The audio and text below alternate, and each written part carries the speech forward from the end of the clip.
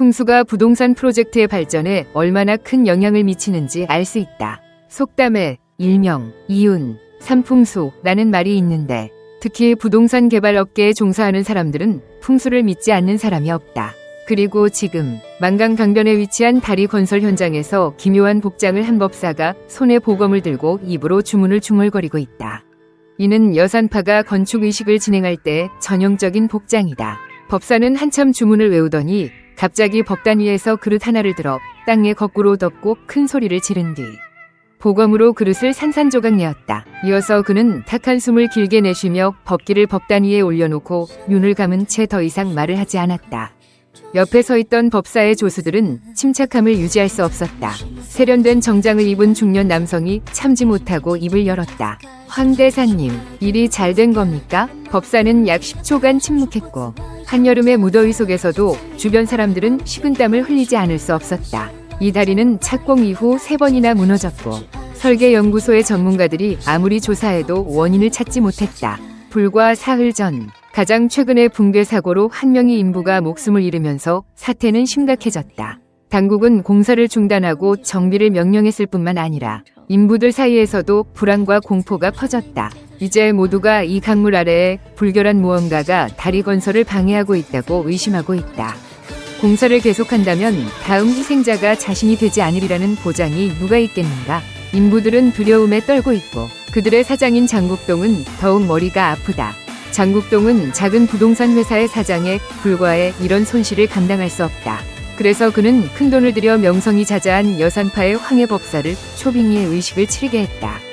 공사가 순조롭게 진행되기를 바라는 마음뿐이었다.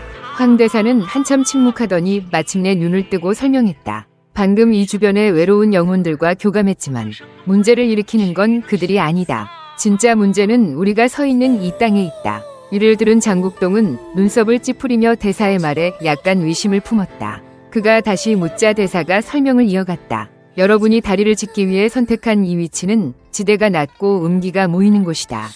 더 중요한 건 여기 다리를 지으면 화성쌀이라는 지형이 만들어진다는 점이다. 예로부터 물과 불은 조화를 이루지 못한다. 여러분의 다리는 이 살을 억누를 수 없으니 지을 때마다 무너지는 것이다. 이대로 계속하면 한두 명이 목숨을 잃는 데서 끝나지 않을 것이다. 이를 들은 장국동은 눈썹을 더욱 깊이 찌푸렸다. 사람의 목숨이 걸린 일은 결코 가볍지 않지만 다리가 이미 절반이나 지어진 상황에서 처음부터 다시 시작하려면 비용이 너무 크다. 약간의 희망을 품고 그가 물었다. 황 대사님, 정말 다른 방법이 없는 겁니까? 다행히 황 대사는 즉시 대답했다. 방법이 없는 건 아니다. 가장 간단한 해결책은 현무석상을 사용해 다리를 진압하는 것이다. 다리가 화성쌀을 억누를 힘이 없다면 물을 다스리는 신수 현무가 못할 리 있겠는가? 황 대사는 즉시 장국동에게 다리 3번째 기둥 아래에 현무상을 설치하라고 지시했고 그렇게 하면 다리 건설이 순조로워질 것이라고 했다. 이를 들은 장국동은 기뻐서 대사에게 무릎 꿇고 감사 인사를 하고 싶을 정도였다. 하지만 장국동이 황 대사에게 감사를 표하고 있을 때 인부들 사이에서 어린 목소리가 들려왔다. 문제가 화성쌀이 아니라 이 다리 기둥에 있어요. 목소리는 크지 않았지만 그 긴장된 분위기 속에서 매우 귀에 거슬렸다. 황 대사와 주변 사람들은 즉시 소리가 나는 쪽으로 시선을 돌렸다. 그러자 소박한 옷차림의 소년이 군중 속에서 걸어 나왔다. 그는 가방을 메고 있었고 어깨에는 기묘한 나무새가 앉아 있었다. 이를 본 장국동은 화가 나서 소리쳤다. 관리자 밑에 있는 어떤 놈이 여기서 소란을 피우는 거야? 당장 끌어내라. 하지만 황 대사는 깊은 뜻이 있는 듯한 태도로 말했다. 괜찮습니다. 요즘 젊은이들은 소설 몇 권 읽고 진리를 깨달았다고 착각하죠. 여기 담긴 도리를 평생 연구해도 다 이해하지 못할 텐데 말입니다. 소녀는 이를 듣고 약간 불만스러운 표정으로 대꾸했다. 틀린 건 틀린 겁니다. 대사님이 못 보시는 건 도력이 낮아서예요. 제 말을 안 들으면 조만간 사고가 터질 겁니다. 소년을 고용한 관리자는 그가 장 사장을 화나게 할까봐 급히 그를 밖으로 끌어냈다. 떠나기 전 소년은 경고의 말을 남겼다. 믿지 않으면 어쩔 수 없죠. 나중에 사고 나면 저 탓하지 마세요. 공사 현장에 남은 사람들은 서로를 쳐다보며 할 말을 잃었다. 황 대사가 보장했음에도 소년의 말에 혼란이 생기며 다시 불안이 퍼졌다. 이를 본 장국동은 급히 사람들을 달랬다. 다들 걱정 마세요. 현무상이 곧 도착할 겁니다. 황 대사님이 나서셨으니 문제없을 겁니다. 그럼에도 인부들의 마음속 불안은 가시지 않았다. 황 대사는 가볍게 미소 지으며 고인의 풍모를 드러내며 말했다. 저 황해는 이 지역에서 이름난 풍수사로 통합니다. 여산파의 장문이는 제400이시죠. 여러분은 저를 믿겠습니까? 아니면 입냄새 나는 꼬마를 믿겠습니까? 황 대사의 말은 온화하면서도 자신감이 넘쳤고 장국동의 위로보다 훨씬 효과적이었다. 인부들은 이를 듣고 안심하며 다시 일 시작했다. 그 순간 공사 현장 입구 밖에서 가방을 맨 소년이 걸어가며 뒤를 돌아보며 중얼거렸다. 할아버지가 선행을 많이 하라고 하셨는데 좋은 말로 저주받을 귀신을 설득하기는 어렵네요. 날 안 믿으니 나도 어쩔 수 없죠. 그가 저녁 메뉴를 고민하던 찰나 마른 최고의 인부가 갑자기 쫓아와 외쳤다. 작은 친구, 가지마. 인부는 급히 자신을 소개했다. 내 이름은 오우춘이야. 너는 이름이 뭐니? 소녀는 오우춘의 얼굴을 흘깃보더니 나쁜 사람 같지 않다고 판단하고 가슴을 펴며 대답했다. 난 엄수일이야. 오우춘은 머리를 긁으며 약간의 희망을 품고 말했다. 난 배운 건 없지만 사람 보는 눈은 정확해. 넌 진짜 실력 있는 사람 같아서 부탁할 게 있어. 엄수일은 살짝 웃으며 물었다. 뭔지 말해봐. 도울지 고민해볼게. 오우춘은 이를 듣고 탁한 눈에 슬픔을 드러내며 말했다. 숨기지 않을게. 며칠 전 공사 현장에서 죽은 사람은 내 친동생이야. 사고 당일 다리 위에서 일하던 건 동생뿐이었어. 다리가 무너지면서 강에 빠졌고 지금까지 시체도 못 찾았어. 관리자가 20만 원을 주며 더 찾지 말라고 했어. 공사 진행에 차질이 생길까봐 그러는 거지. 동생이 죽었으니 이 돈이라도 받아 부모님을 돌봐야겠다고 생각해서 받아들였어. 근데 며칠째 동생 꿈을 꿔. 온몸이 젖어서 춥다고, 집에 가고 싶다고, 왜 자기를 안 찾냐고 묻더라.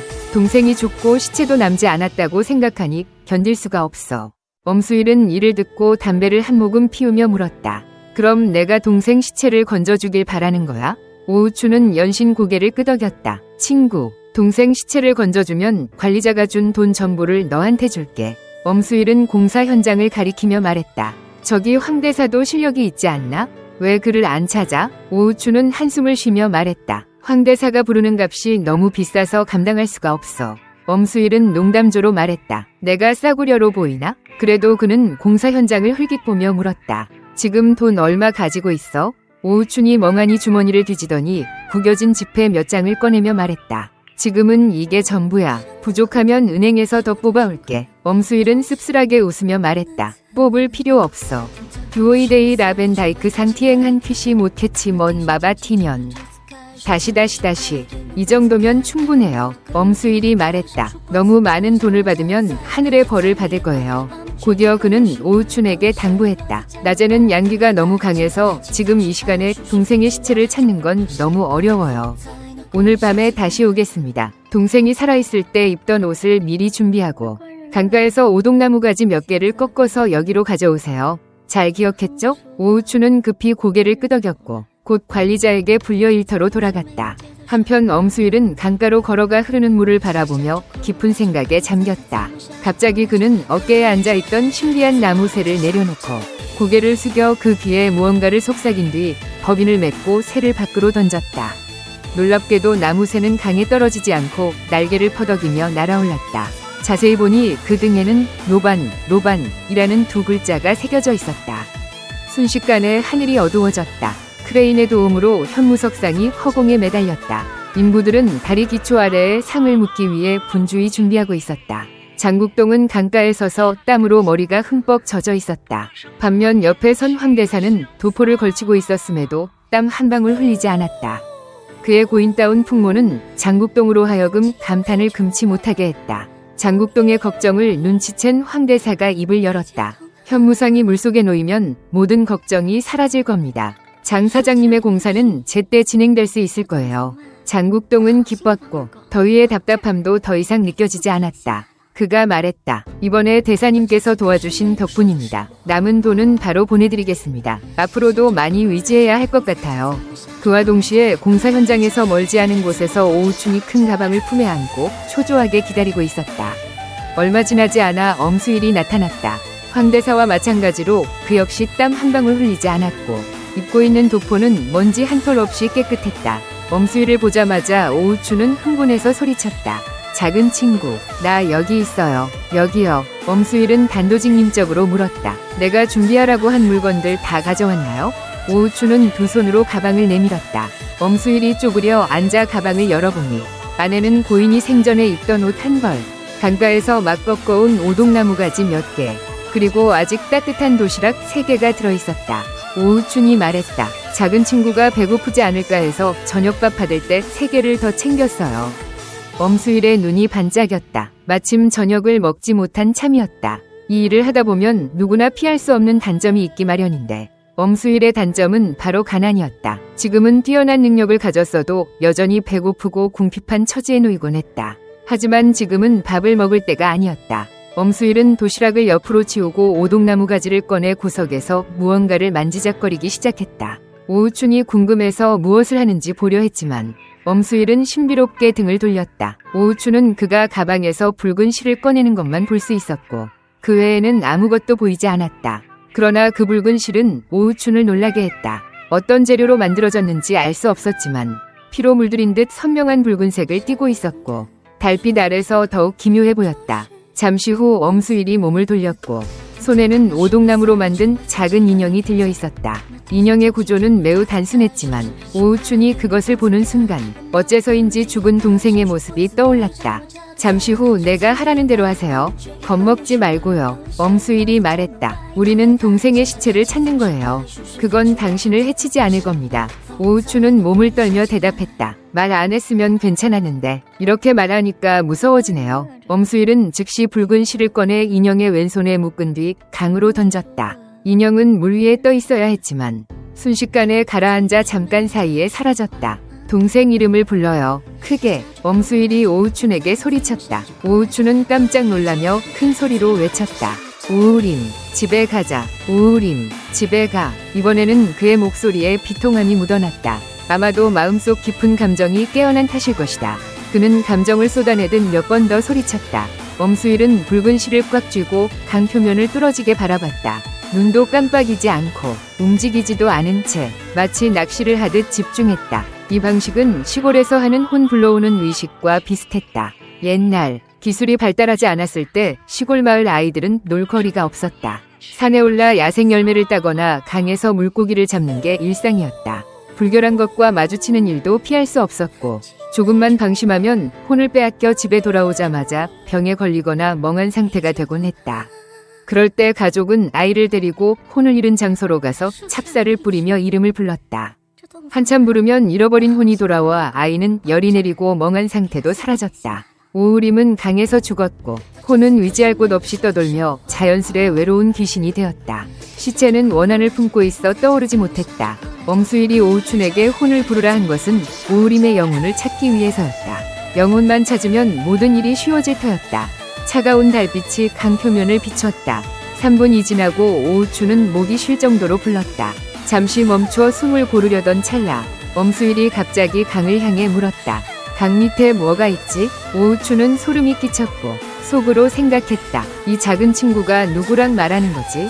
그가 고개를 숙여보니 엄수일 앞 강가의 작은 모래밭에 갑자기 발자국 한 쌍이 나타났다. 발끝이 엄수일을 향하고 있었다. 오우춘은 즉시 울음을 터뜨렸다. 동생아, 동생, 너무 억울하게 갔구나. 엄수일이 그를 흘깃보며 말했다. 울지 마세요. 동생은 아직 초상을 치르지 않아 혼 빼기 약해요. 몇 번 더 소리 지르면 혼이 날아가 버릴 수도 있어요. 오우춘은 급히 입을 다물었다. 난 당신을 위해 시체를 찾는 임무를 맡았어요. 떠오를 거면 떠오르게 놔두고 스스로 괴롭히지 마세요. 한참 대화를 나눈 뒤 엄수일이 살짝 고개를 끄덕이고 법인을 맺으며 입으로 중얼거렸다. 땅의 기운이 생기를 키우고 피의 땅이 맥을 통하게 하니 살아있는 혼은 빨리 오고 죽은 혼은 빨리 가라. 말이 끝나자마자 그가 붉은 실을 3개 당겼다. 물속에 가라앉았던 인형이 즉시 떠올랐다. 그와 동시에 오우춘은 멀지 않은 곳에서 강 위에 검은 물체가 떠오르는 것을 보았다. 형태가 많이 변했음에도 그는 한눈에 그것이 동생 오우림의 시체라는 것을 알아챘다. 오우춘을 더 소름 끼치게 한 것은 시체와 인형의 자세가 완전히 똑같았다는 점이었다. 둘 다 얼굴을 아래로 하고 왼손을 들고 있었는데 마치 엄수일이 붉은 실로 둘 다 끌어올린 것 같았다. 오우춘은 감정이 북받쳐 무릎을 꿇고 엄수일에게 머리를 조아리며 계속 감사 인사를 했다. 엄수일이 웃으며 말했다. 시체도 봤으니 빨리 가서 건져요. 오래 놔두면 떠내려갈 수도 있어요. 그럼 다시 못 찾습니다. 처음에 못 건진 건 시체가 원한을 품고 강 밑에 가라앉아 있었기 때문이에요. 이제 원한이 풀렸으니 또 이르면 정말 물에 떠내려간 거예요. 그땐 방법이 있어도 소용없어요. 이를 들은 오우추는 급히 준비해둔 작은 배에 뛰어올라 시체가 있는 곳으로 노를 저었다. 엄수일은 담배에 불을 붙이고 배를 젓는 오우춘의 등을 바라보던 시선을 공사 현장으로 옮겼다. 공사 현장에서는 거대한 현무상이 허공에 매달려 있었고 곧 내려질 것처럼 보였다. 이 모습을 본 엄수일은 한숨을 내쉬며 말했다. 염라대왕이 새벽 3시에 너희를 데려가려 하면 내가 새벽 5시까지 붙잡아 둘 수도 없지. 듀오이데이 라벤다이크 상티행한 퀴시 못캐치 먼 마바 자연스럽. 다시 모두 운명이에요. 엄수일이 중얼거렸다. 할아버지가 말씀하셨죠. 내게 쌓인 업장이 이미 너무 많아서 쓸데없는 일에 더 끼어들면 만겁에 걸쳐 회복되지 못할 지경에 이를 거라고요. 그 순간 거대한 현무석상이 허공에 매달려 있었다. 모든 것이 황대사의 뛰어난 계획 속에 있는 듯 보였다. 하지만 바로 그때 예기치 못한 사고가 터졌다. 현무상을 매달고 있던 케이블이 갑자기 끊어졌다. 수톤에 달하는 석상이 강물로 곧장 떨어지며 거대한 파도를 일으켰고 사방으로 세차게 퍼져나갔다. 배 위에 있던 모든 인부가 파도에 휩쓸려 물속으로 빠졌다. 수영을 할 줄 아는 사람들은 비명을 지르며 올라오려 했지만 보이지 않는 힘이 그들을 다시 끌어당기는 듯했다. 이 광경을 목격한 장국동은 공포에 질려 다리가 풀릴 지경이었다. 그가 당황하며 물었다. 황대사님, 이게 무슨 일입니까? 이때 황해의 얼굴도 종이처럼 창백해졌다. 그가 중얼거렸다. 그저 평범한 화성쌀일 뿐이었는데 이론상 현무상 하나면 충분히 진압할 수 있어야 했어요. 하지만 지금 보니 강 속의 살기를 진압하지 못했을 뿐 아니라 인부들에게 화를 입히고 이런 큰 참사를 일으켰네요. 장국동이 소리쳤다. 멍하니 서서 뭐합니까? 빨리 사람들을 구하세요. 바로 그때 엄수일이 어디선가 두 사람 뒤에 나타났다. 황해가 고개를 돌려 그를 보자 오후에 엄수일이 했던 경고가 떠올랐다. 그가 급히 목소리를 낮추며 거의 애원하듯 말했다. 내가 눈이 멀어 태산을 알아보지 못하고 소형제를 모욕했어. 하지만 지금 사람 목숨이 천금보다 귀한 상황이니 소형제께서 한두 가지 가르침을 주시오. 엄수일은 황해를 바라보며 담담히 대답했다. 뿌린 대로 거두는 법이죠. 오늘 오후에 내 말을 들었더라면 이 사람들은 죽지 않았을 겁니다. 결국 이건 대사님이 스스로 만든 업장이에요. 황해는 숨이 막히며 참지 못하고 물었다. 당신이 이렇게 큰 능력을 가졌다면 그때 좀 더 강하게 주장하지 그랬어?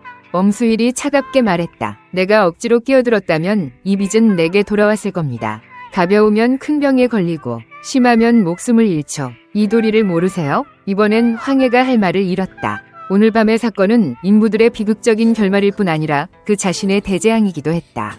스스로 영리하다고 여겨 눈앞에 지옥을 만들어냈고 반평생 쌓은 공덕이 금처럼 소중했어도 이제 모두 사라졌다.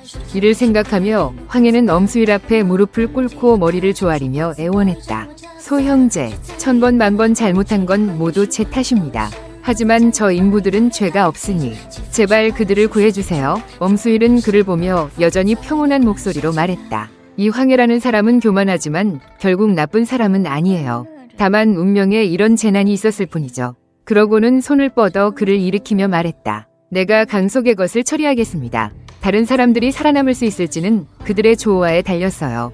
그때 오우춘이 배를 저어 강가에 도착했다. 엄수일은 즉시 배에 올라타며 명령했다. 나를 3번째 다리 기둥으로 데려가. 황해는 이를 보고 잠시 생각하더니 따라 올라탔다. 소형제, 나도 같이 가겠습니다. 도움이 필요하면 말해요. 처음엔 엄수일이 거절하려 했지만 무언가 떠오른 듯 눈을 찡긋하며 황해에게 고개를 끄덕였다. 좋아요. 마침 도와줄 사람이 필요했거든요. 이때 황해는 속으로 기뻤고 이 소형제의 출신이 보통이 아니니 따라가서 방법을 보면 분명 견문이 넓어질 거라 생각했다. 하지만 배에 오른 후 엄수일이 자신을 보는 눈빛이 이상하다는 느낌이 들었다. 황해는 후회하기 시작했지만 이미 배에 탄 이상 물러날 곳이 없었다. 오우춘이 힘껏 노를 저었고 배는 강가에서 40m 넘게 떨어진 다리 기둥을 향해 나아갔다. 배가 절반쯤 갔을 때 황해는 배 위에 물에 젖은 시체가 있는 것을 알아챘다. 예리한 감각으로 그는 곧 이것이 며칠 전 죽은 인부의 시체라는 걸 깨달았다. 그가 쪼그려 앉아 자세히 살펴보고 있을 때 오우림의 시체가 갑자기 입을 벌리며 검은 머리카락 한 줌을 뱉어냈다.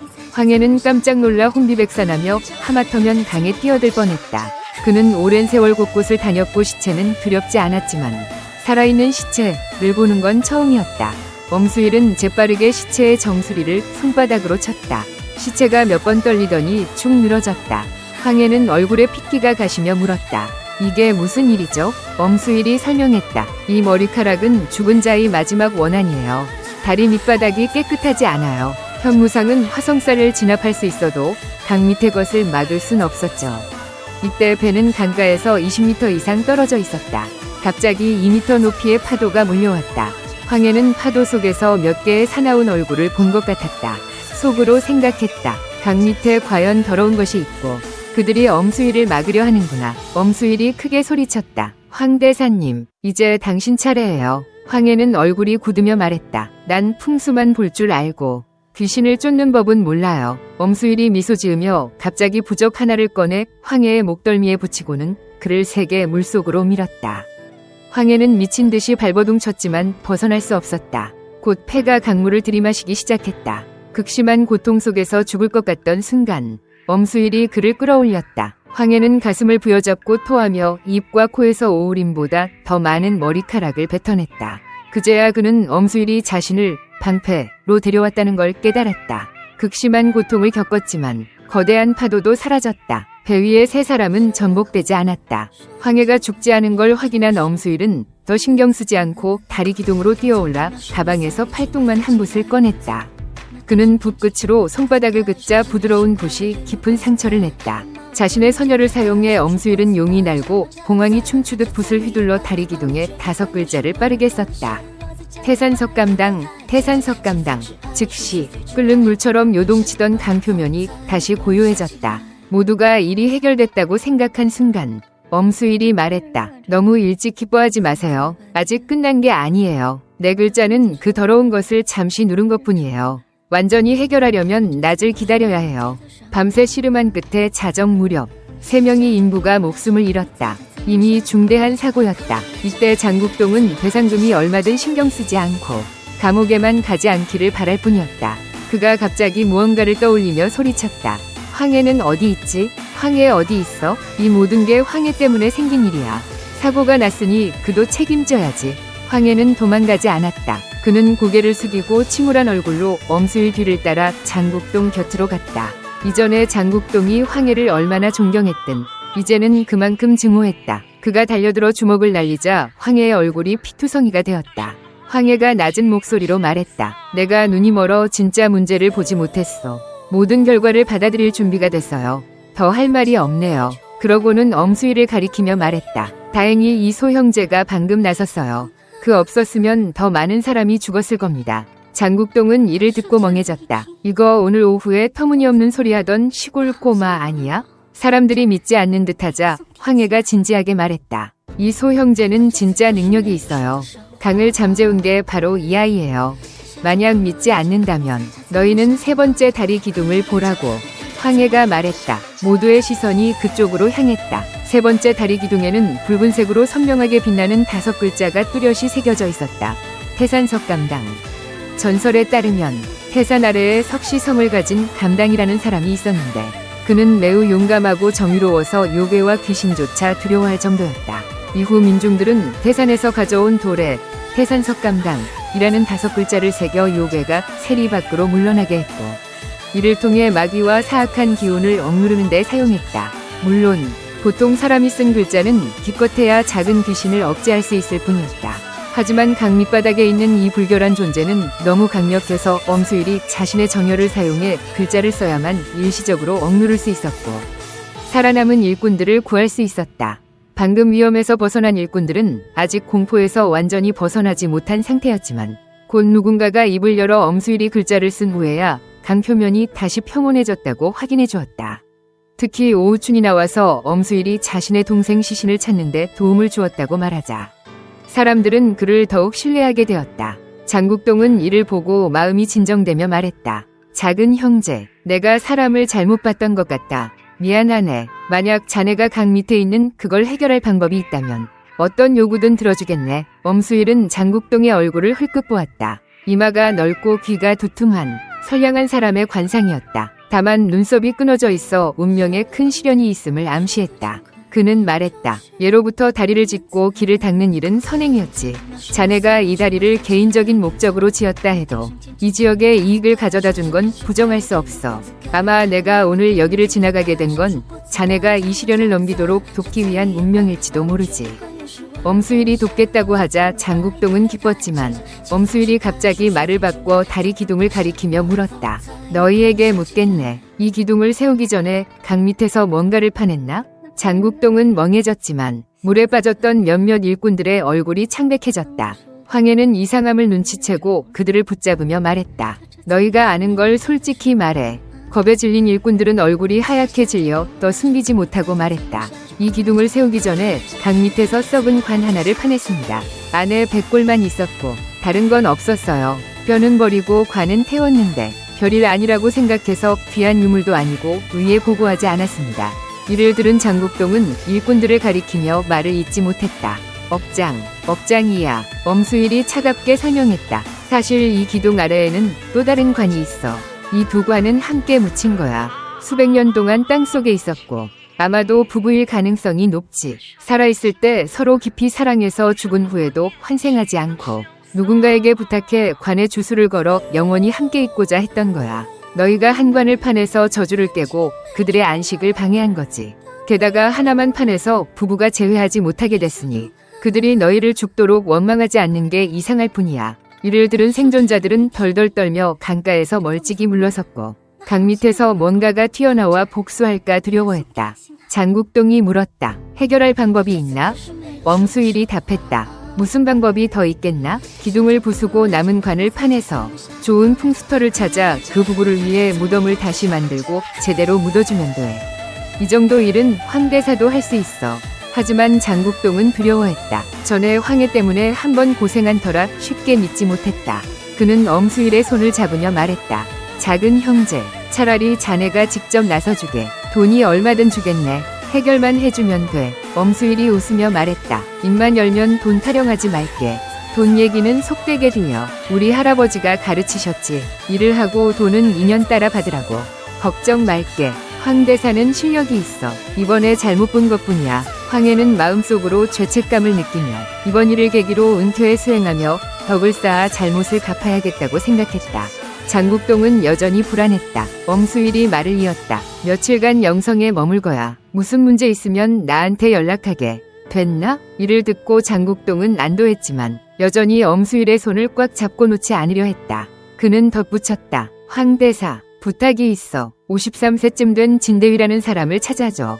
코 왼쪽에 큰 점이 있고 오른발이 절뚝거리는 점쟁이야. 황해가 대답하려 했지만 장국동이 끼어들었다. 작은 형제, 내가 도와줄게. 황해는 늘 말썽만 일으켜서 못 믿겠어. 장국동의 눈에 엄수일은 이제 보물이었다. 이런 고인과 인연을 맺었으니 딸을 시집 보내는 건 물론이고 어머니라도 내줄 기세였다. 그는 말했다. 전화번호 남겨놓겠네. 누가 찾든 나한테 연락해. 도움 줄 사람 많을수록 길이 많아지지. 엄수일은 영성에 오래 머물며 몇 사람과 친구가 되는 것도 나쁘지 않겠다고 생각했다. 일을 마치고 더 머물 생각은 없었다. 장국동은 밥을 대접하고 싶었지만 강가에 시신 세고가 남아있어 그럴 기분이 아니었다. 그는 도시락 몇 개를 챙겨 떠나려는데 황해가 따라와 낮은 목소리로 물었다. 작은 형제, 한 가지 더 묻겠네. 자네가 노반의 후계자인가? 해산석 감당으로 사기를 억누르는 건 노반 후계자의 정통 수법이야. 다른 문파도 알긴 하지만 그들 비술에도 미치지 못할 만큼 강하게 펼치는 건 없지. 게다가 전에 자네가 몇 번 손을 쓴 걸 보니 내가 모르는 기술이라 민간의 신비한 유파, 노반 후계자가 떠올랐네. 황해의 질문에 엄수일은 담담히 웃으며 말했다. 말할 수는 있지만 자네가 들을 용기가 있을지 모르겠네. 그러고는 태연히 걸어갔다. 그는 아침까지 걸어서 길가의 작은 여관에 들어섰다. 어제 장국동과 황해를 도와 강가 일을 처리한 후 혼자 걸어서 도시에 들어왔다가 날이 밝고 나서야 쉴 곳을 찾은 것이다. 왜 차를 안 타냐고 묻지 말게. 가난해서다. 이 작은 여관은 하룻밤에 30위안으로 매우 쌌다. 오후춘이 준 80위안으로는 이틀을 버틸 뿐이었다. 이틀 후에도 진대위를 못 찾으면 엄수일은 길에서 자야 할 판이었다. 더 방법이 없으면 영성에 온 두 번째 목적을 꺼낼 수밖에 없었다. 어려서 아버지가 죄를 지어 감옥에 간 후 엄수일은 할아버지와 함께 살았다. 할아버지를 따라 여러 곳을 다니며 배운 본링은 모두 할아버지가 가르쳐 주신 것이었다. 아버지가 감옥에 간 지 2년째 되던 해 할아버지와 영성에 한 번 온 적이 있었다. 마당에 은행나무 두 그루가 있는 집에서 할아버지는 그에게 혼사를 주선해 주었다. 그 집은 두 아이가 성인이 되면 엄수일이 와서 청혼의 딸과 결혼할 수 있다고 약속했다. 한 달 전 할아버지가 임종 직전에 영성에 가서 이 일을 처리하라고 당부하셨다. 하지만 엄수일은 별로 신경 쓰지 않았다. 요즘은 자유연애를 중시하는 사회라 이런 정략 결혼에 큰 흥미가 없었다. 부모가 정해준 자리에 얌전히 앉아 있으라는 말은 이제 통하지 않아. 엄수일은 속으로 생각했다. 하물며 몇 년이나 지난 일인데 상대가 동의할 리가 있나. 그래도 애초에 그는 이 혼사로 진짜 아내를 얻을 거라 기대하지 않았다. 다만 이틀 뒤에도 진대위를 찾지 못하면 상대 집에 며칠 묵으며 이 이상한 혼사를 처리할 수 있기를 바랄 뿐이었다. 성사되든 안 되든 상관없었다. 적어도 할아버지의 유언은 지킬 수 있을 터였다. 작은 여관에 돌아오자마자 엄수일은 침대에 누웠고 곧 졸음이 밀려왔다. 얼마 지나지 않아 그는 규칙적으로 코를 골기 시작했다. 이 잠은 해가 질 때까지 이어졌다. 어젯밤 태산석감당을 정열로 쓰느라 기력을 많이 소진한 탓에 회복하려면 이렇게 오래 자야 했다. 깨어났을 때 엄수일은 습관대로 가방에서 나침반을 꺼내 평소처럼 자신에게 한 점을 쳤다. 곧 그는 눈썹을 찌푸리며 중얼거렸다. 왜 흉내지? 그것도 감옥에 갇히는 재앙이라니? 설마 어젯밤 사람을 구한 탓인가? 머리가 아파왔다. 남의 운명을 억지로 바꾸면 대가를 치러야 한다는 건 알았지만 이렇게 빨리 올 줄은 몰랐다. 어쨌든 나는 늘 법을 지켰는데 어떻게 감옥에 갈 재앙이 있겠어?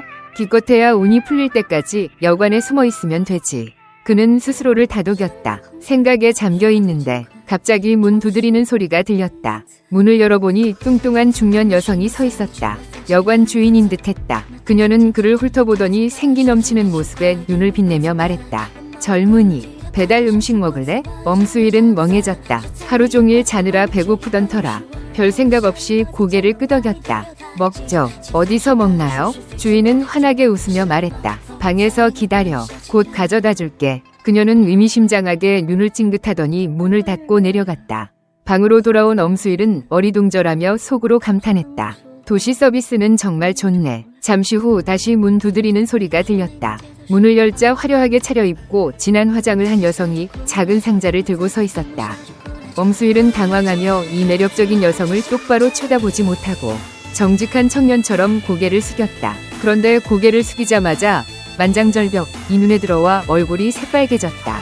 여자는 킥킥 웃으며 말했다. 동생, 이렇게 급할 줄은 몰랐네. 그녀는 그를 방 안으로 밀며 문을 닫았다.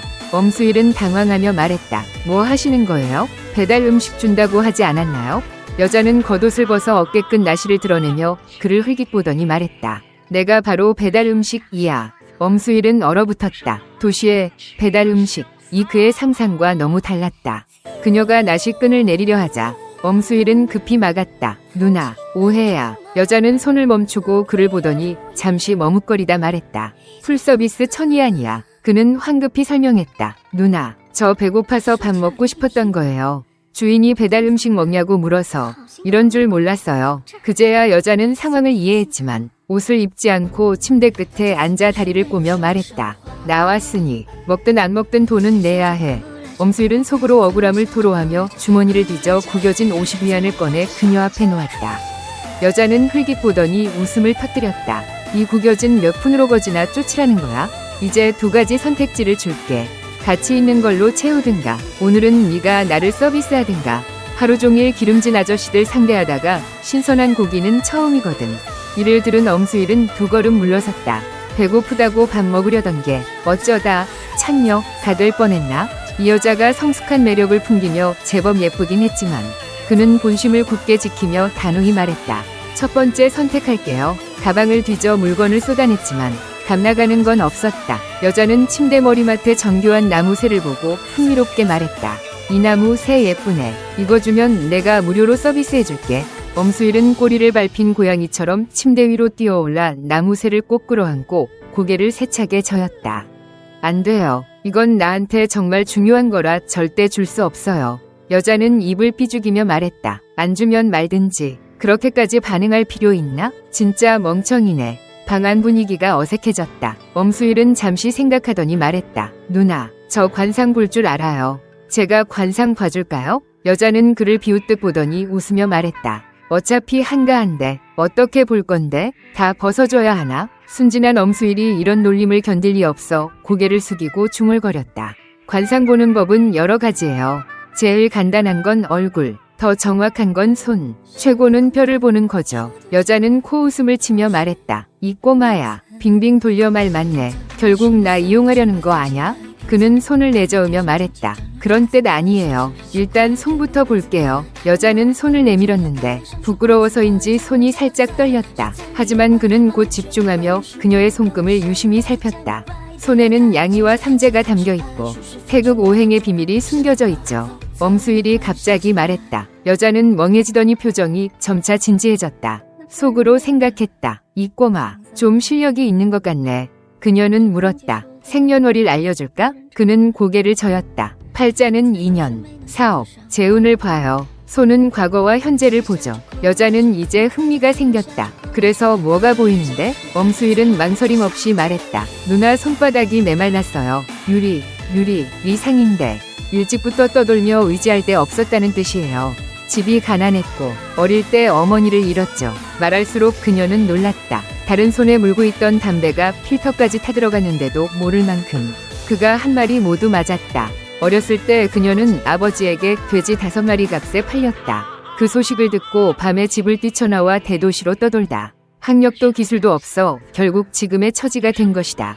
어느새 그녀의 눈가가 붉어졌다. 어린 시절의 기억은 떠올리기 싫은 아픔이었는데 엄수일이 전부 맞췄다. 그녀가 우는 걸 보고 그는 위로하려 했지만 갑자기 뭔가를 발견하고 그녀의 손을 다시 붙잡아 자세히 봤다. 그녀는 깜짝 놀라며 말했다. 뭐야? 더 보면 돈 내야 해. 엄수일은 낮은 목소리로 말했다. 누나 목숨이 곧 끝날 판인데 무슨 돈 타령이에요? 얼른 등을 돌려봐요. 별을 봐야겠어요. 여자는 얼어붙었다. 뭐라고? 그는 진지하게 말했다. 누나 손금의 재문, 이 금성을 넘지 못해요. 단명의 징조예요. 하지만 사고로 죽을지, 해를 입을지, 병으로 죽을지는 확신할 수 없어요. 별을 봐야 확실히 알 수 있어요. 엄수일이 말했다. 목소리에는 더 이상 장난기가 없었다. 이 여성의 손금은 금성고도 넘지 못해. 믿기 어려울 정도로 짧은 운명을 암시하고 있었다. 그의 진지한 표정을 본 여성은 그를 믿기로 하고 등을 돌려 마지막 옷을 벗었다. 엄수일은 3번째 척추부터 시작해 꼬리뼈까지 손으로 더듬으며 살폈고 곧 눈썹을 잔뜩 찌푸렸다. 여성은 이불을 끌어당겨 몸을 반쯤 가리고 등을 돌린 채 물었다. 어때요? 작은 형제, 결과 나왔나요? 엄수일이 대답하려는 순간 쾅 소리와 함께 여관 방문이 누군가에 의해 걷어차이며 열렸다. 한 사람이 뛰어들어 손전등 불빛을 그의 얼굴에 직격했고 눈을 뜨기 힘들 정도였다. 여경은 방안 상황을 훑어보더니 엄수일이 이렇게 젊은 걸 보고 혐오감을 감추지 못했다. 이 나이에 공부나 하지. 이런 더러운 짓을 하다니. 엄수일이 급히 해명했다. 누나, 오해해요. 우리 진짜 이상한 짓 한 거 아니에요. 여경은 차갑게 코웃음을 쳤다. 너 같은 놈들 많이 봤어. 나쁜 짓 하고도 인정 안 하지. 이상한 짓 아니면 뭐야. 관상 보고 뼈 만지고 있었다는 거야? 엄수일은 깜짝 놀랐다. 어떻게 아셨어요? 누나도 점술 아세요? 근데 옷차림 보니 업계 사람은 아닌 것 같은데. 여경은 짜증이 나서 말했다. 그만 떠들어. 그녀는 다가가 그를 침대에서 끌어내리더니 재빨리 팔자 수갑으로 그의 손을 묶었다. 수갑을 차고 땅에 쪼그려 앉은 엄수일은 억울함을 이루 말할 수 없었다. 정말 집에 앉아있는데 하늘에서 화가 떨어진 격이었다.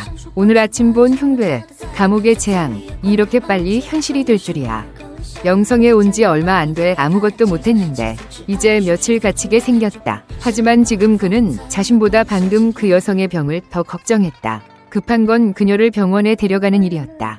그는 진심으로 여경을 보며 말했다. 누나, 저 그분한테 한마디만 해도 돼요? 여경은 단호했다. 꿈도 꾸지 마. 너희가 입 맞추려는 거 모를 줄 알아? 엄수일은 반박하지 못하고 순순히 짐을 챙겨 따라갔다. 그와 함께 잡힌 사람은 10명이 넘었다.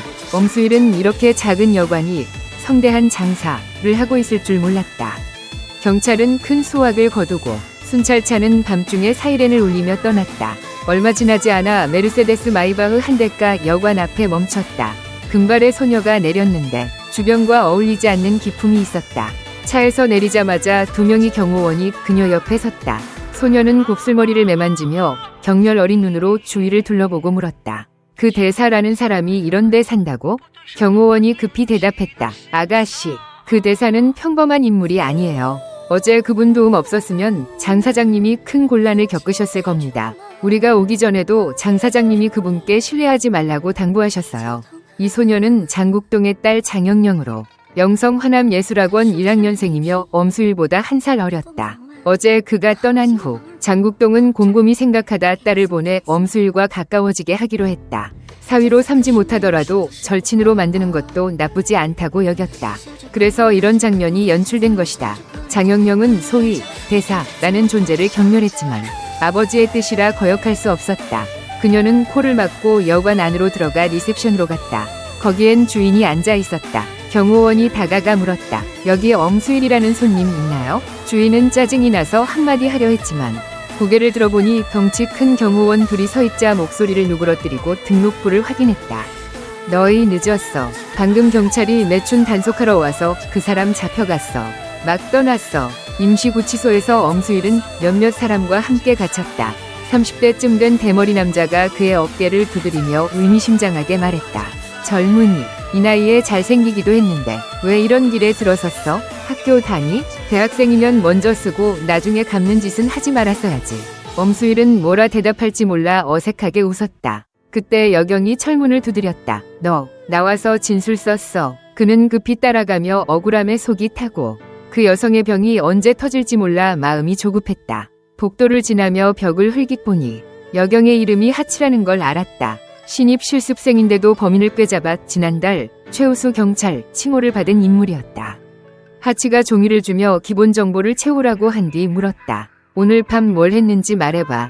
엄수일은 심호흡을 하고 속마음을 쏟아내려 했다. 누나, 거짓말 아니에요. 그때 제가 그분 뼈를 만지고 있었는데 말이 끝나기도 전에 그는 멍해졌다. 누군가 그의 말을 가로챘다. 하치가 경멸 어린 표정으로 뒤를 가리켰다. 돌아보니 자신보다 나이 많지 않은 청년이 다른 경찰에게 열정적으로 말하고 있었다. 거짓말 아니에요. 저는 모산 제18대 제자예요. 스승님 명을 받아 산 아래로 수행하러 내려왔죠. 오늘 밤 그분이 은밀한 병에 걸린 걸 보고 차마 모른 척할 수 없어서 뼈를 만져 진단하려 했어요. 그런데 그분이 옷을 벗자마자 여러분이 들이닥친 거예요. 억울해요. 롱페이청이라는 이 청년은 말이 물 흐르듯 술술 나와 엄수일을 놀라게 했다. 하치가 자신을 안 믿은 이유가 있었다. 그가 하려던 말을 이 녀석이 먼저 훔쳐 간 거였다. 롱페이청은 히히 웃으며 인사했다. 형제, 너 무엇 때문에 잡혔어? 엄수일은 한숨을 쉬며 말했다. 나도 그분 뼈 만지고 있었어. 롱페이청이 웃었다. 형제, 솔직하지 않네. 너처럼 촌티 나는 애가 도사 같아 보이겠어? 모사는 천하의 명성이 자자한데 우리 이름 팔아서 사기치지 마. 엄수일은 그를 노려봤다. 정말 그 품에 자신감 넘치는 녀석이었다. 하치도 롱페이청 때문에 짜증이 나서 한 가지 생각을 떠올렸다. 둘 다 뼈 만질 줄 안다고. 도사라고 했지? 그럼 점술도 할 줄 아나? 둘 다 고개를 끄덕였다. 롱페이청은 잘난 척하며 말했다. 누나, 자랑은 아니지만 모산에 있을 때 저를 신산자라고 불렀어요. 위로 5,000년 전, 아래로 5,000년 후까지 알아요. 엄수일은 이 녀석이 동업자인지 확신이 없었지만 이제 확실해졌다. 완전한 신곤, 사기꾼이었다. 김운둔갑에 능통했던 제갈량조차 우연히 칠성등을 망가뜨릴 걸 계산 못했는데 털도 안 난 롱페이청이 뭘 안다고. 하치가 냉소하며 말했다. 점수를 안다니 어디 얼마나 잘하나 보자. 하치가 미소를 지으며 두 사람에게 말했다. 너희에게 기회를 줄게. 내 운명이 어떤지 점쳐봐. 뭔가 분명한 걸 맞히면 풀어줄게. 하지만 틀리면 내가 가만 안 둘 거야. 이번엔 롱페이청이 살짝 주눅이 들었다. 그의 잔재주는 평범한 사람을 속이는 데나 유용할 뿐 경찰학원을 정식으로 졸업한 하치를 속이려면 자충수가 될 터였다. 잠시 망설이던 롱페이청은 전략을 바꿨다. 때론 운명을 정확히 맞히지 않아도 듣기 좋은 말만 하면 된다고 생각한 것이다. 그래서 하치에게 생년월일을 물어본 뒤 손가락을 꼼지락거리며 계산하는 척하더니 곧 입을 뗐다. 오호, 하 경관님, 당신은 태어날 때부터 하늘이 내린 복을 타고났어요. 바로 하늘의 문곡성 이 세상에 내려온 격이죠. 이 직업을 계속하면 분명 수많은 공을 세워 만대의 이름을 남길 겁니다. 롱페이청의 아첨은 인정해야 할 만큼 하치를 꽤 만족시켰다. 겉으로는 드러내지 않았지만 그녀의 눈빛엔 자부심이 살짝 스쳤다. 하치가 귀 기울이는 걸 보고 롱페이청은 속으로 의기양양했다. 하지만 그 순간 엄수일이 눈썹을 찌푸리며 롱페이청을 향해 소리쳤다. 터무니없어. 분명 그녀는 칠살참도 위 운명을 타고났어. 자주 불구의 위험에 처하고 평생 3번이 생사대재앙을 겪어야만 무사할 수 있어. 엄수일의 말은 롱페이청과 정반대였다. 이를 들은 롱페이청은 아이고 하며 당황해서 그의 입을 막고 원망했다. 형제, 말 못하면 적게 말해. 이번엔 너 때문에 나까지 죽었어. 과연 방금까지 기뻤던 하치의 얼굴이 순식간에 굳어졌다. 왜인지 모르겠지만 롱페이청의 듣기 좋은 말보다 엄수일의 말이 더 믿음이 갔다. 하치는 무의식적으로 물었다. 3번이 생사대재앙이라 했는데 구체적으로 언제야? 말이 나오자마자 후회했다. 지금 업무 중이고 이두를 신문하는 중인데 운명을 진지하게 묻다니. 하지만 엄수일은 이상할 게 없다는 듯 대답했다. 손만으로는 자세히 못 계산해요. 정말 알고 싶다면 제 가방을 돌려주세요. 거기에 점술 도구가 있어요. 이미 내뱉은 말은 주워 담을 수 없었고 하치는 3번이 생사대재앙이 뭔지 정말 궁금했다. 하치가 엄수일의 가방을 가져왔다. 그는 오래된 나침반을 꺼냈다. 하치는 그 틈에 흘깃 보니 가방 안에는 동전, 부적, 북 같은 점술가의 물건들이 있었다. 참지 못하고 물었다. 너 진짜 점쟁이야? 엄수일이 답했다. 도사는 아니지만 운명을 볼 줄 알아요. 하치는 어리둥절했다. 도사가 아니면 어떻게 점을 쳐? 내가 아는 점쟁이는 다 도사나 스님이던데? 엄수일은 하치의 생년월일을 다시 확인하고 손가락을 꼼지락거리며 계산하더니 그녀의 오행문명에 족화음목이 있음을 알아내고 나침반을 돌리기 시작했다. 갑자기 롱페이청이 속삭였다. 너 소육임을 할 줄 아나? 설마 내가 잘못 본 건가? 너 같은 애가 소육인술에 정통할 리 없는데. 엄수일은 조용히 그를 보며 담담한 표정을 지었다. 롱페이청이 고개를 들자 두 사람의 눈이 잠깐 마주쳤고 그는 갑자기 크게 웃었다. 연기가 서툴렀지만 그가 단순한 인물이 아님을 보여줬다. 그는 엄수일이 소육인술, 기문동갑의 한 갈래로 술사의 3가지 절학 중 하나인 태을은 국가 일을, 기문은 가정사오, 육임은 사람 일을 계산하는 술을 쓴 걸 단번에 알아챘다. 엄수일은 속으로 생각했다. 할아버지가 맞았어. 진짜 고인은 세상 속에 숨어 있어. 깊은 산에 은거하는 이들도 많지만 진정한 강자는 세속을 얕보지 않아. 하치가 두 사람이 대화하며 경찰을 안중에도 없는 듯하자 짜증이 나서 책상을 두드렸다. 빨리 해. 곧 엄수일의 나침반이 천천히 돌며 계산을 마무리했고 그는 자신 있게 말했다. 하 아가씨, 당신 평생에 3번이 생사대재앙이 있어요. 첫 번째는 7살 때 물과 충돌해서였고 귀인의 도움으로 간신히 벗어났죠. 하치는 이를 듣고 그 자리에서 얼어붙었다. 1초 뒤 그녀의 눈가가 붉어졌다. 롱페이청이 엄수일의 어깨를 치며 말했다. 형제, 함부로 말하지 마. 하 경관이 화나서 울잖아. 하치가 심호흡하며 말했다. 그가 함부로 말한 게 아니야. 내가 7살 때 겨울에 얼음 위에서 놀다가 물에 빠졌어. 지나가던 경찰 아저씨가 날 구해줬지만 그분은 올라오지 못했어. 그래서 내가 경찰이 되기로 결심한 거야. 백성을 지키며 이 목숨 빚을 갚으려고.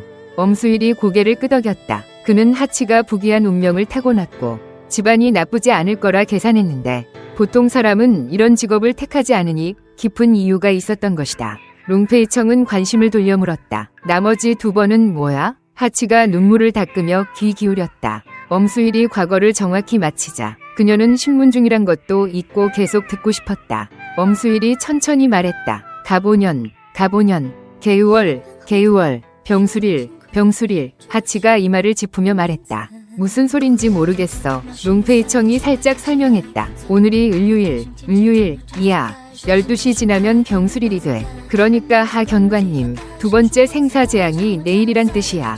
이제 12시까지 30분 남았고 하치는 살짝 당황했다. 평소 귀신 같은 건 안 믿었지만 엄수일의 말이 너무 정확해 믿지 않을 수 없었다. 그녀가 걱정스레 물었다. 어떻게 해야 해? 엄수일이 대답하려 했지만 롱페이청이 그의 손을 잡고 낮은 목소리로 말했다. 형제, 생사대재앙은 천기를 누설하는 거야. 진짜 말할 거야? 점술은 하늘의 뜻을 엿보는 거라. 깨뜨리면 미래에 영향을 주고 천도를 거스르게 돼. 천벌을 받는 거지. 그래서 점쟁이 중에 장애인이 많은 거야. 천벌을 줄이는 유일한 방법은 애매하게 말하는 거야. 알아듣기 힘든 시 한 수를 읊어서 듣는 사람이 스스로 깨닫게 하는 거지. 그들이 알아서 깨우치면 점쟁이와 상관없어지고 천벌도 약해져. 그래서 점쟁이들이 신비롭게 굵고 직설적으로 안 말하는 거야. 롱페이청이 막은 건 이걸 알기 때문이고 그에게 신중하길 바랐다. 엄수일이 미소 지으며 말했다. 내 운명은 남들과 달라. 선을 행하면 죽을 수도 있고 선을 안 하면 확실히 죽어. 그러니 걱정 마. 나 스스로 절제할 줄 알아. 하치는 그의 희생적인 태도를 느끼고 머뭇거리며 말했다. 도와줘서 고맙지만 규정상 바로 풀어줄 순 없어. 나중에 내가 도울 일이 있으면 찾아와. 엄수일이 답했다. 만남은 인연이니 다른 건 바라지 않아. 한 가지만 부탁할게요. 이번 재앙을 푸는 법을 알려줄게요. 그리고 그는 같이 잡혀온 그 여성을 가리키며 말했다. 그분도 곧 큰일이 생길 거예요. 도와주세요. 엄수일은 하치를 보며 진지하게 말했다. 오늘 밤 제 방에 있던 그 누나를 병원에 데려가 주세요. 의사에게 심폐를 검사해달라고 하세요. 분명 문제가 있을 거예요. 늦출 수 없어요. 하치가 고개를 끄덕였다. 알겠어요. 그녀가 이어 말했다. 내일 축시. 그러니까 새벽 1시에서 3시 사이가 당신의 생사재앙의 순간이에요. 분명 피를 보는 사건을 겪을 거예요. 위험한 곳에 가지 말고 특히 사나운 악인과 맞서지 마세요. 그러면 무사히 넘길 수 있어요. 만약 어쩔 수 없는 상황에 처한다면. 엄수일은 한참 멈췄다. 어려운 결정을 내리는 듯했다. 결국 이를 악물고 가방에서 늘 지니던 나무새를 꺼내며 말했다. 위험한 곳에 가야 한다면 이 나무새를 가져가세요. 위급한 순간에 이게 당신 목숨을 한번 구해줄 거예요. 엄수일이 나무새를 무척 아낀다는 건 분명했다. 말을 꺼냈어도 하치에게 건네는 순간 살짝 망설이는 기색이 있었다. 하치는 받아들고 유심히 봤다. 정교하게 조각된 새는 생동감이 넘쳐 마치 자신을 쳐다보는 듯했다. 엄수일은 참지 못하고 당부했다. 이건 제게 정말 중요한 거예요. 절대 잃어버리지 마세요. 하치가 감사를 표하려는 찰나 경찰서에 갑작스레 소란이 일었다. 그녀는 선배에게 물어보니 임시구치소에 있던 한 여성이 갑자기 피를 토하고 기절해 위급하다는 소식이었다. 하치는 즉시 엄수일이 말한 그 누나를 떠올리며 속으로 놀랐다. 설마 저 녀석이 이렇게 대단할 수가? 병이 있다고 하면 병이 생기고 쓰러진다고 하면 정말 쓰러지다니? 구급차가 아직 안 왔기에 그녀는 급히 물었다. 병원인을 알아냈으니 치료법도 아나요? 엄수일이 한숨을 쉬며 말했다. 말하기 어려워요. 일단 저를 데려가서 보게 해주세요. 하치가 엄수일과 롱페이청을 다른 방으로 데려갔다. 엄수일은 쓰러진 여성을 보자마자 오늘 밤에 누나임을 알아챘다. 이제 그녀는 숨이 간당간당했다. 그가 소리쳤다. 관계없는 사람들은 다 나가요. 하 아가씨는 남아서 저를 도와주세요. 몇몇 남성들이 물러났다가 구해주는 게 오늘 잡힌 엄수일임을 보고 의심했다. 한 명이 말했다. 어떻게 봐도 의사 같지 않은데 문제 생기면 누가 책임져요? 하치가 대답했다. 일단 시도하게 놔둬요. 우리 손 놓고 있는 것보단 낫죠. 실수할까봐 사람 목숨을 포기할 순 없어요. 하치의 용기에 모두 놀랐다. 그들이 논쟁하는 사이 엄수일은 여성 곁에 앉아 맥을 짚었다. 뼈를 만질 때 이미 그녀가 내상을 입었음을 알아챘다. 평소엔 드러나지 않지만 발작하면 몇 분 만에 목숨을 앗아갈 수 있었다. 그는 가방에서 은침 한 묶음을 꺼내 구급 준비를 했다. 롱페이청이 보고 놀라 소리쳤다. 전설 속 귀문 13층인가요? 그는 눈을 휘둥그레 뜨며 믿기지 않았다. 전해지길 귀문 13층은 전국시대 신이 편작이 창안한 비전 의술로 외부에 전수되지 않았다. 엄수일은 소육인술뿐 아니라 귀문 13층까지 익혔다니. 대체 누구야? 롱페이청은 속으로 생각했다. 엄수일은 침을 펼치고 가방에서 붉은 초를 꺼내 불을 붙인 뒤 하치에게 말했다. 하 아가씨, 이 누나의 상의를 벗겨주세요. 민감한 부위는 가리고요. 제가 침을 놔야 해요. 그는 몇 번 진정 주문을 외며 마음을 가라앉히고 여성 옆에 무릎 꿇고 앉아 은침을 초 위에 댔다 소독한 뒤 빠르게 귀국열 애찔렀다. 침을 놓으며 그는 4가지 구결을 중얼거렸다. 마치 귀문 13침을 소개하는 듯했다. 그의 침술은 변화무쌍했고 각 침이 빠르고 정확하며 능숙하게 내려갔다. 그 순간 그는 젊은 청년이 아니라 백발의 노이사 같았다. 순식간에 13개의 침이 모두 놓였다. 그는 다시 가방에서 황금 부적을 꺼내 코끼리 털 붓으로 자신의 피를 찍어 간단한 부적을 그리고 태웠다. 부적에 재가 떨어지자 그는 일회용 컵에 담고 물 반 컵을 부어 검은 부적물을 만든 뒤 여성의 입에 흘려넣었다. 과연 마시자마자 그녀가 깨어났고 웩 소리와 함께 부적물뿐 아니라 검은 고깃덩어리도 토해냈다. 고깃덩어리는 몸 밖으로 나오자 꿈틀거렸지만 곧 멈춰 죽은 듯했다. 뭐야 이게? 여성이 서서히 정신을 차리며 약하게 물었다. 엄수일은 길게 설명하지 않고 재빨리 침을 뽑아 가방에 넣었다. 그제야 그녀는 무슨 일이었는지 깨닫고 엄수일이 자신을 구했음을 알았다. 그의 손을 잡으며 감격했다. 분명 네가 날 구했지? 너 덕에 내가 살았어. 어떻게 보답할까? 엄수일은 얼굴이 붉어졌다. 이 여성은 몸으로 갚는 것 외엔 보답할 게 없어 보였다. 하지만 그가 감히 뭘 요구하겠는가? 하치가 둘을 흘깃보며 짜증 섞인 목소리로 외투를 덮어주며 말했다. 여기가 어딘지 잊지 마세요. 여자는 경찰서에 있다는 것도 신경 안 쓰고 엄수일의 보호 행동이 자신의 인생을 떠올리게 했는지 목이 메었다. 난 나쁜 짓 한 적 없는데 왜 이렇게 고달프지? 공부해서 대학 가고 독립적인 여자가 되고 싶었어. 근데 이런 집에서 태어났어. 엄마는 일찍 돌아가시고 아빠는 아들만 챙겼지. 힘들게 도망쳐 나왔는데 제대로 살아보기도 전에 이상한 병에 걸렸어. 하치는 조용히 보며 동정과 연민이 잃었지만 위로할 말을 찾지 못했다. 엄수일이 말했다. 모든 일엔 윤회가 있어요. 이번 생의 고난은 전생의 빚이죠.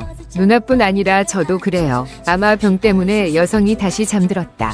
잠시 후 구급차가 와 그녀를 데려갔다. 엄수일은 안도했다. 사실 그는 그녀의 숨은 병을 제거했다. 이제 쉬기만 하면 회복될 터였다. 이 고난을 넘기면 그녀의 인생은 버드나무 그늘 꽃 밝음, 유아마명, 부자는 아니어도 진심으로 사랑하는 남자를 만나 함께 행복하게 살 것이다. 하지만 그는 그녀에게 말하지 않았다. 인생은 미지의 것들로 가득해야 매력적이다. 여성을 보내고 경찰서는 정상으로 돌아왔다. 하치가 엄수일과 롱페이청의 진술서를 작성했다. 그를 믿어도 즉시 풀어줄 명확한 증거가 없었다. 나가려면 둘 다 벌금 5.000 위안을 내야 했다. 엄수일은 가난뱅이라 그렇다 쳐도 롱페이청도 돈 한 푼 없었다. 두 사람은 복도에 앉아 눈만 멀뚱히 뜨고 어색한 분위기가 흘렀다. 하치도 상사에게 불려 어딘가로 임무를 수행하러 갔다. 롱페이청이 갑자기 엄수일의 어깨를 쳤다. 형제, 너 진짜 고인이야. 엄수일은 한숨을 내쉬며 무력한 목소리로 말했다. 고인이 무슨 소용이야? 고인이라도 벌금 5.000 위안을 꺼낼 돈이 없는데. 롱페이청이 비웃자 그가 말을 이었다. 오늘 밤 나가기 전에 일부러 점을 쳤는데 오늘 귀인을 만날 거라고 나왔어. 그래서 마음 가는 대로 작은 여관에 가서 그 누나의 뼈를 만져봤지.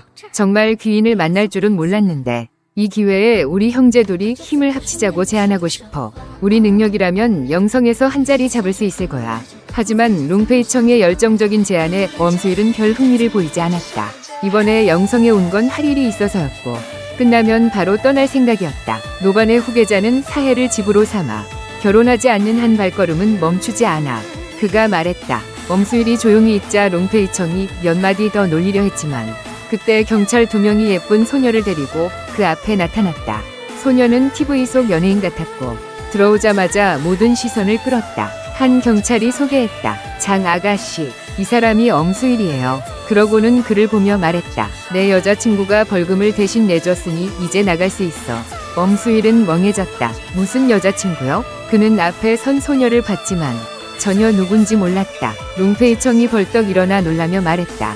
설마 진짜 여자친구가 있어? 구찌 옷에 LV 가방이라니. 이건 완전 부자잖아. 내 꿈이야. 엄수일은 얼떨떨했고 두 경찰은 감탄했다. 요즘 젊은이들은 참 만족할 줄 모르네. 이렇게 예쁜 여자친구가 있는데도 밖에서 바람 피우다니.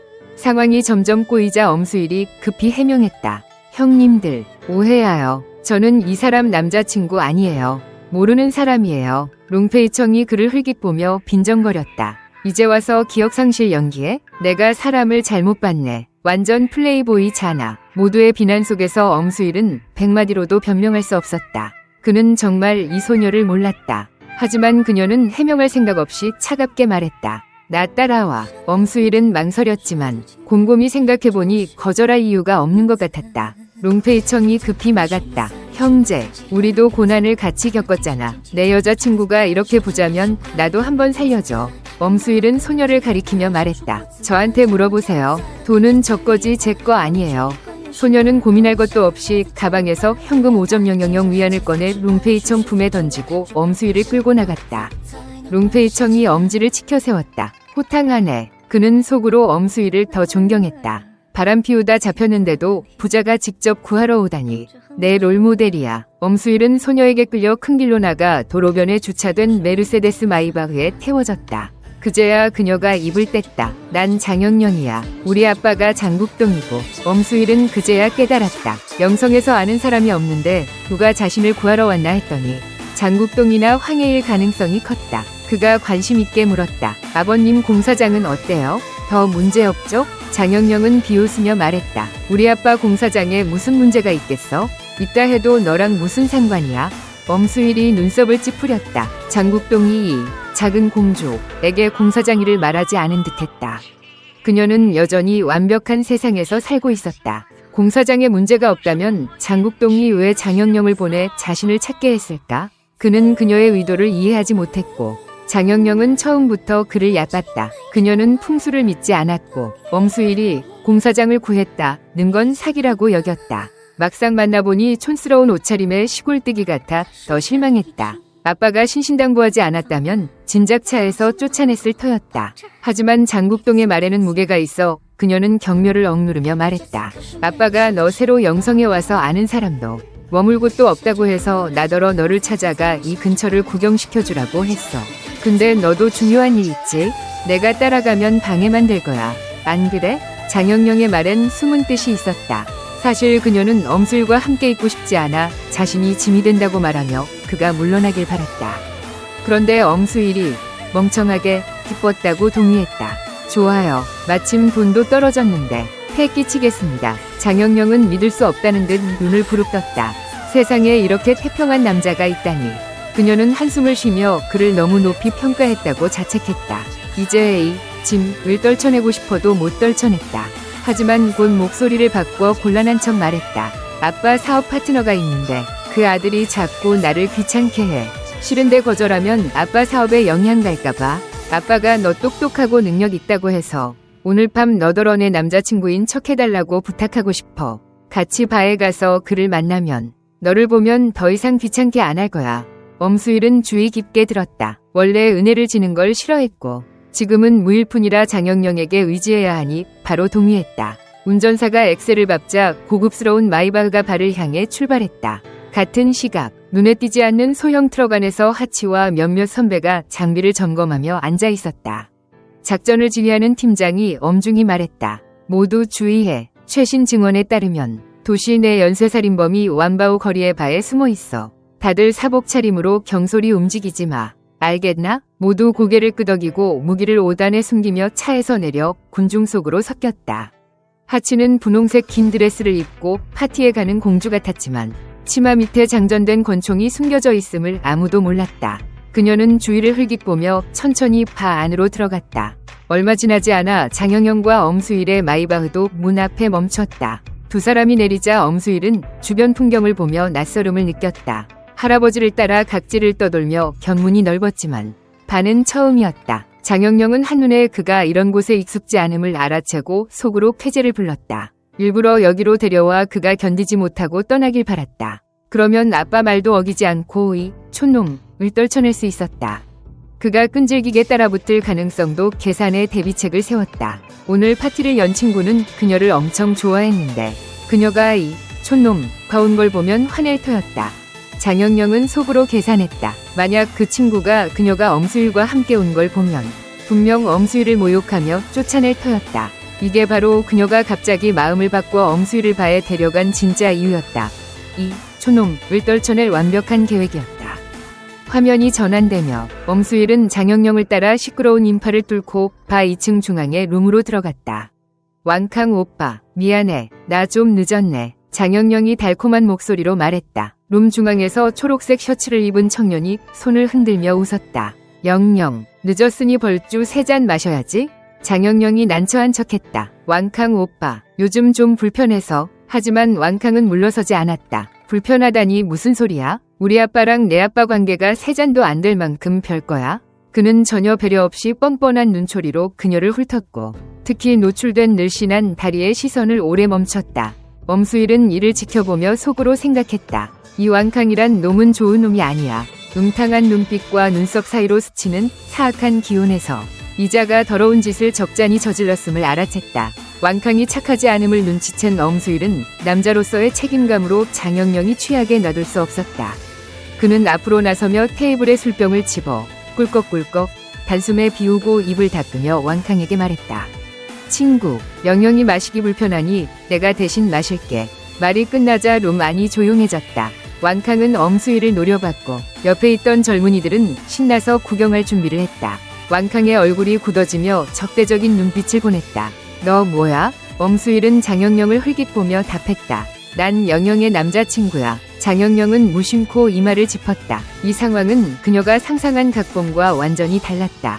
원래는 왕캉의 손을 빌려 엄수일을 쫓으려 했는데 지금 보니 쫓기기는커녕 왕캉에게 맞아 터질 판이었다. 그래도 그녀는 속으로 생각했다. 맞아도 괜찮지. 아빠 장국동이 엄수일을 극찬했지만 그녀 눈엔 여전히 사기꾼 촌놈일 뿐이었다. 배를 부수고 가라앉히자 는 결심으로 그녀는 태도를 바꿔 왕캉의 손을 잡고 애교를 부렸다. 왕캉 오빠, 저 사람 내 남자친구 아니야. 아빠가 소개해준 평범한 친구일 뿐이야. 게다가 나한테 이상한 마음을 품고 있어서 무서워. 엄수일은 놀라 장영영을 봤다. 어떻게 저렇게 뻔뻔하게 거짓말을 눈 하나 깜빡 안 하고 할 수 있지? 분명 자신이 그녀를 구하려 나섰는데 오히려 물어뜯기를 당했다. 그는 속으로 생각했다. 할아버지가 맞았어. 예쁜 여자일수록 속이기 잘해. 왕캉이 차갑게 말했다. 영성에서 영영이 내 사람인 걸 모르는 놈이 있나? 이 새끼. 살기 싫은가 봐. 엄수일의 마음이 차갑게 식었다. 장국동을 구해줬으니 장영영이 고마워할 줄 알았는데 농부와 뱀 꼴이 됐다. 그는 낮은 목소리로 그녀에게 물었다. 이렇게 한 결과가 뭔지 잘 생각했어? 장영영은 더 이상 연기하지 않고 격렬하듯 말했다. 너 자신이나 잘 봐. 우리 아빠가 늙고 구식이어서 너한테 속은 거지. 나까지 속이려 해? 꿈깨. 엄수일은 살짝 냉소했다. 노반 후계자는 기계가 있다. 은혜를 원수로 갚는 자에겐 절대 봐주지 않는다. 노반서에는 사람을 구하는 술법도 많지만 해치는 법은 더 많다. 그렇지 않다면 노반이 어찌 절약이 됐겠나? 터놓고 말했으니 더 있을 이유가 없었다. 그는 몸을 돌려나가려 했지만 왕캉의 부하 2명이 길을 막았다. 뒤에서 왕캉의 목소리가 들렸다. 촌놈 새끼. 내 여자친구 건드리고 엉덩이 털고 가려 해? 날 너무 만만히 봤어. 그가 소리쳤다. 형제들, 쟤를 패. 한 명당 50만 원. 하지만 엄수일은 전혀 동요하지 않았다. 그는 앞에 있던 독주잔을 집어 검지와 중지로 술을 찍어 허공의 부적을 그리고 주문을 중얼거리더니 손가락을 튕겼다. 세 방울의 술이 앞에 선 3명이 이마 한가운데로 날아갔다.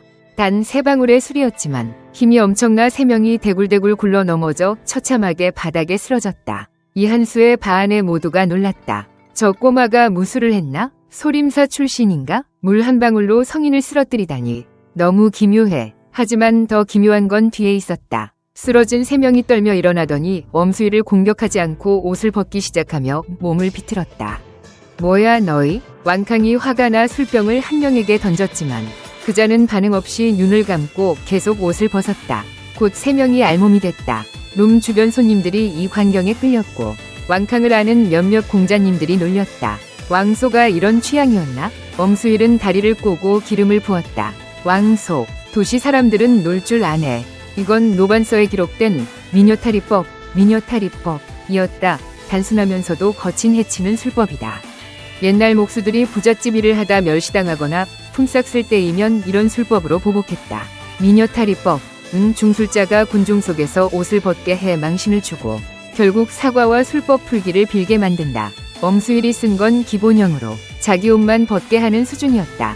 고급형은 아내와 자식의 옷까지 벗기게 해 굴욕을 극대화한다. 알몸인 3명이 바 안에서 횡설수설하자 왕캉은 화가 나 그들을 끌어내라고 명령했다. 그는 엄수희를 혼내주기는커녕 스스로 망신을 샀다. 장영영은 흔들리기 시작했다. 아빠가 엄수일이 고인이라며 법수를 안다고 했지만 그녀는 그를 강호 사기꾼으로만 봤다. 하지만 방금 그건 정말 능력인가? 그렇다면 이번에 큰 실수를 한 셈이다. 일어나 떠나려는데 갑자기 엄수일이 앞을 막으며 고개를 숙이고 어깨를 떨며 겁먹은 목소리로 말했다. 엄수일, 미안해요. 어떻게 설명해야 할지 모르겠어요. 당신 정말 착한데 안타깝게도 장씨 집안의 기운을 누릴 복이 없네요.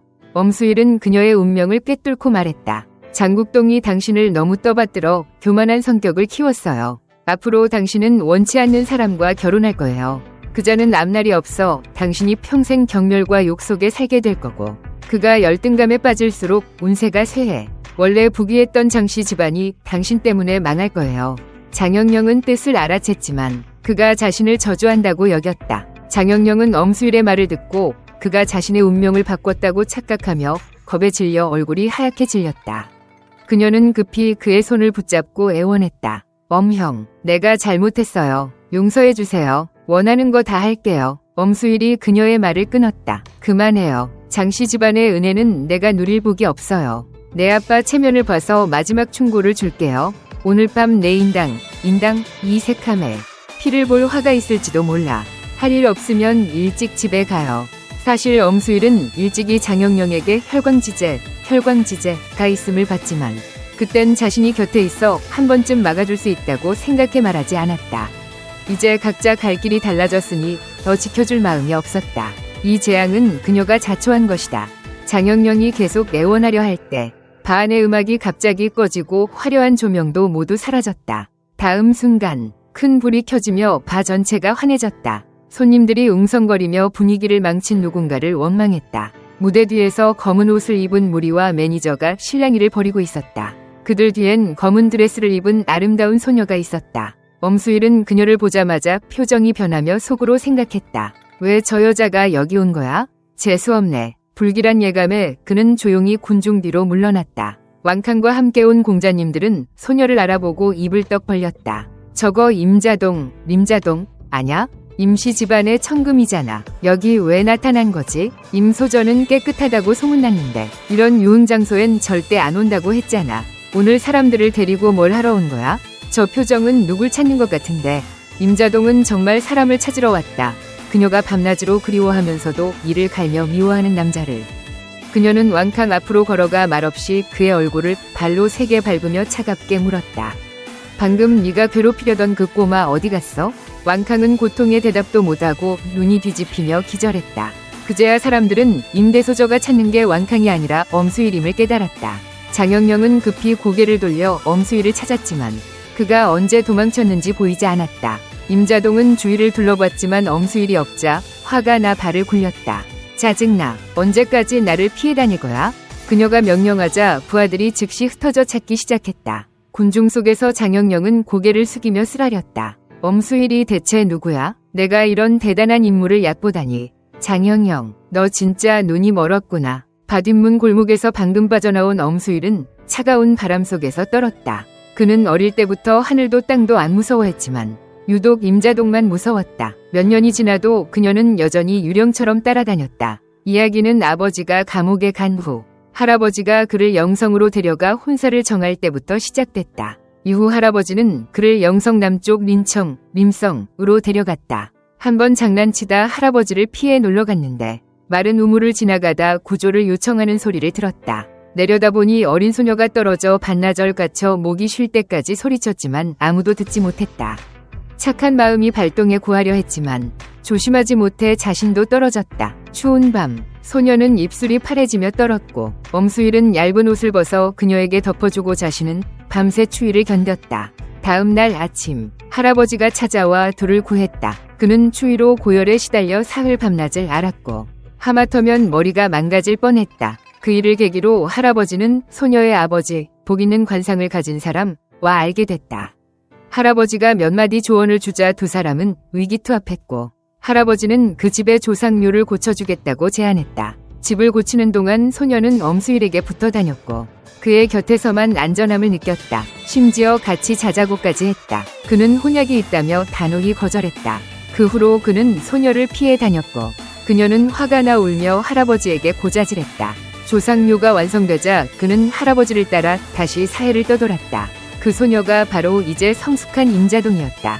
몇 년간 그녀는 그를 계속 찾았고 그는 도망치는데 익숙해졌다. 그는 마음이 쓰렸다. 이 아가씨를 건드릴 순 없고 도망도 못 치나? 그 시각 바 안에는 또 다른 무리가 있었다. 임무 중인 하치였다. 그녀는 용의자를 찾느라 엄수일이 여기 있는 줄 몰랐다. 임자동이 불을 켰을 때 하치는 군중을 살피다 용의자와 비슷한 사람을 발견했다. 책 모자를 눌러쓴 채 구석에 서서 눈을 피하며 긴장한 모습이었다. 확인하려 그녀는 조용히 다가갔다. 하지만 그는 경계심이 강했고 불이 켜진 직후 뒷문으로 빠져나갔다. 하치는 놓칠 수 없어 바로 뒤쫓았다. 같은 방향으로 장영영도 뒷문으로 나갔다. 엄수일을 얕본 후에 집으로 돌아가지 않고 그를 찾아 용서를 빌 작정이었다. 임자동은 뒷문으로 몇몇 그림자가 나가는 걸 보고 눈썹을 찌푸리며 부하들을 데리고 쫓았다. 골목을 걷던 엄수일은 속으로 한탄했다. 아까 충동적으로 나서지 말걸. 이제 돈 한 푼 없으니 오늘 밤 공원 벤치에서 자야겠네. 그는 서글퍼하며 할아버지를 떠올렸다. 갑자기 비명소리가 들렸다. 눈썹을 찌푸리며 돌아보니 어두운 골목에서 검은 그림자가 스쳤다. 망설이지 않고 쫓아갔다. 골목 끝에 이르자 자신보다 빠른 사람이 있었다. 그자는 총을 들고 앞에 선 두 사람을 겨누며 으르렁거렸다. 경찰, 이렇게 집요하게 쫓을 줄이야. 하치가 차갑게 말했다. 총 내려놔. 포위됐어. 그렇지 않으면 내가 지금 이 여자의 목을 따버릴 거야. 연쇄살인마 조호가 사납게 으르렁거리며 장영영을 인질로 단단히 붙잡았다. 그 앞에 총을 든 여자는 잠복 경찰 하치였다. 뭐야 이게? 엄수일이 놀라 소리쳤다. 하치가 돌아보니 엄수일이 바로 뒤에 서 있는 걸 보고 물었다. 너 왜 여기 있어? 하지만 곧 스스로 말을 끊었다. 아니, 지금 그걸 따질 때가 아니야. 엄수일도 상황이 심상치 않음을 깨달았다. 장영영을 제압한 남자는 얼굴에 살기가 가득하고 근육이 굳어있어 한눈에 잔혹한 놈임을 알 수 있었다. 몸에서 몇 사람의 목숨을 앗아간 기운이 느껴졌다. 그는 속으로 한탄했다. 이렇게 나쁜 일들이 한꺼번에 몰릴 줄이야. 그가 예견했던 하치와 장영영의 혈광지제가 바로 이 순간에 겹친 것이다. 오늘 그가 여기 없었으면 하치와 장영영 모두 다치거나 목숨을 잃었을지도 모른다. 그리고 이 모든 원인은 눈앞의 살인마 조호였다. 조호는 이제 막다른 길에 몰려 더 갈 곳이 없었다. 그는 목숨을 걸기로 하고 하치에게 소리쳤다. 총 안 내려놔? 내가 사람 못 죽일 줄 알아? 너희한테 말해줄게. 나 이미 5명 죽였어. 어차피 죽을 거 하나 더 죽여도 상관없어. 장영영은 이를 듣고 다리가 풀려 용서를 빌며 애원했다. 하치는 조호를 증오했지만 장영영의 안전을 위해 총을 내려놓고 두 손을 들었다. 저 여자를 풀어줘. 내가 대신 인질이 될게. 조호가 비웃었다. 내가 너랑 흥정할 것 같아? 자신의 잔혹함을 증명하듯 그는 칼로 장영영의 목에 살짝 상처를 냈다. 그녀는 공포의 비명을 지르며 상처에서 피가 흘러 비싼 명품 옷을 붉게 물들였다. 하치가 걱정하며 소리쳤다. 너 가게 해줄게. 저 여자 다치게 하지 마. 위협이 먹히는 걸 보고 조호는 사악한 미소를 지으며 명령했다. 총 1위차. 하치가 망설였다. 총이 조호 손에 들어가면 주도권을 완전히 빼앗기고 여기 있는 모두를 죽일 수도 있었다.